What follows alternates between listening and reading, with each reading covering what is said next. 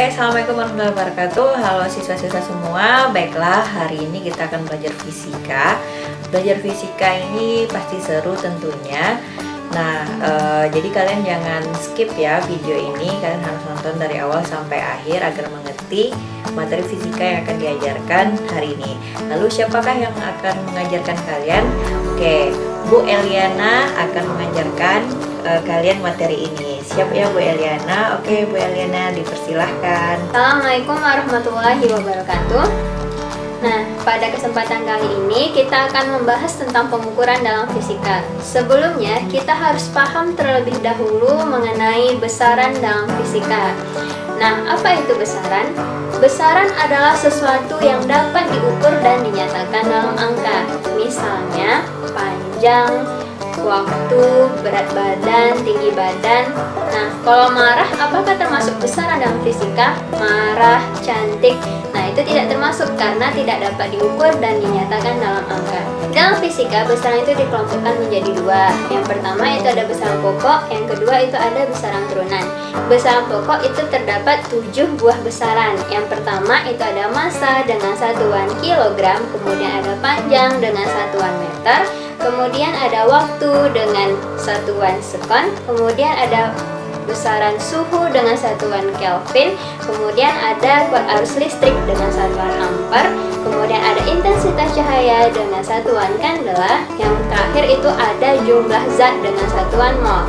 Nah, adik-adik sekalian, sedangkan besaran turunan itu ada banyak, di mana besaran turunan ini diperoleh dari gabungan besaran pokok. Misalnya, kita ambil besaran kecepatan. Nah, kecepatan ini merupakan besaran turunan dari besaran pokok, panjang, dan waktu.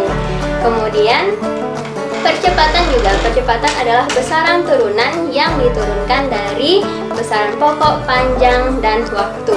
Nah, misalnya lagi usaha. Usaha itu adalah besaran turunan yang diturunkan dari panjang, waktu, dan massa. Nah, begitu juga dengan gaya. Gaya juga diturunkan dari besaran panjang, waktu, dan massa. Besaran yang pertama itu ada massa dengan satuan kilogram, kemudian ada panjang dengan satuan meter, kemudian ada waktu dengan satuan sekon, kemudian ada besaran suhu dengan satuan Kelvin, kemudian ada kuat arus listrik dengan satuan ampere. Dalam fisika, besaran itu dikelompokkan menjadi dua. Yang pertama itu ada besaran pokok, yang kedua itu ada besaran turunan. Besaran pokok itu terdapat 7 buah besar, kemudian ada intensitas cahaya dengan satuan kandela, yang terakhir itu ada jumlah zat dengan satuan mol. Nah, adik-adik sekalian, sedangkan besaran turunan itu ada banyak, di mana besaran turunan ini diperoleh dari gabungan besaran pokok. Misalnya, kita ambil besaran kecepatan. Nah, kecepatan ini merupakan besaran turunan dari besaran pokok, panjang, dan waktu. Kemudian, percepatan juga. Percepatan adalah besaran turunan yang diturunkan dari besaran pokok, panjang, dan waktu. Nah, misalnya lagi usaha. Usaha itu adalah besaran turunan yang diturunkan dari panjang, waktu, dan massa. Nah, begitu juga dengan gaya. Gaya juga diturunkan dari besaran panjang, waktu, dan selanjutnya kita akan memahami apa itu pengukuran dalam fisika.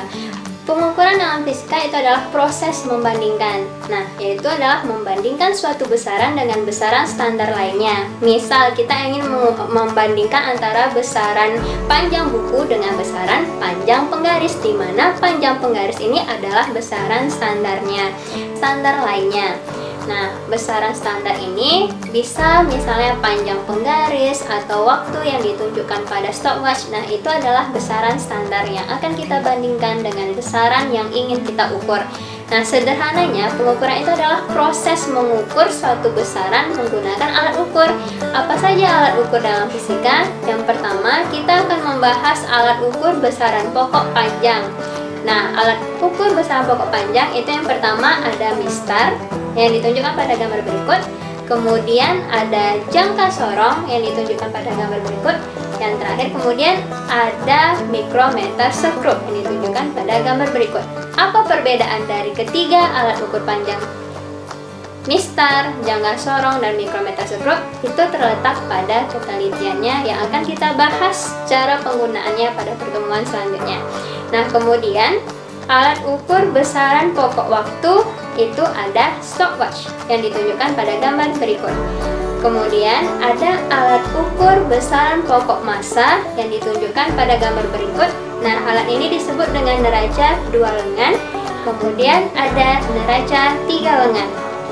Nah, selanjutnya itu ada alat ukur besaran pokok kuat arus listrik, di mana alat ukurnya disebut dengan ampere meter yang ditunjukkan pada gambar berikut.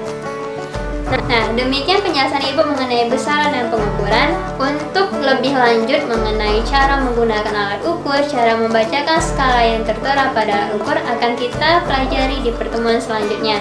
Nah, terima kasih kepada Miss Ika yang telah memberikan waktu dan kesempatan kepada Ibu untuk menjelaskan dan besaran dan pengukuran.